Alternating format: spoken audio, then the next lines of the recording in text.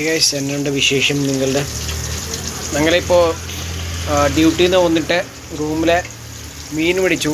മീൻ കറി വയ്ക്കുക. അപ്പോൾ മീൻ നിങ്ങളെ നേരെ കറി വയ്ക്കൂല, ആദ്യമേ ഫ്രൈ ചെയ്തിട്ട് പിന്നെയാണ് കറി വയ്ക്കണേ. അപ്പോൾ കിഴങ്ങ ബാക്കിയെല്ലാം റെഡിയാക്കി വെച്ചേക്കുക. കിഴങ്ങ തക്കാളി എല്ലാം റെഡിയാക്കി വെച്ചേക്കുക.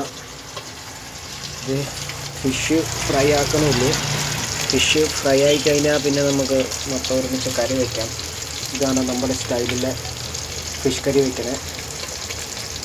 ഫിഷ് നേരെ കറി വെച്ചോണ്ടല്ലോ ഒരു മണം ഉണ്ടാവും. അപ്പോൾ ആ മണമായതുകൊണ്ട് ഞങ്ങൾ ആദ്യമേ ഫ്രൈ ചെയ്യും. ഫ്രൈ ആക്കിയിട്ടാണ് കറി വയ്ക്കണത്. അപ്പോൾ മണമൊന്നും ഉണ്ടാവില്ല, നല്ല അടിപൊളി ടേസ്റ്റ് കിട്ടും.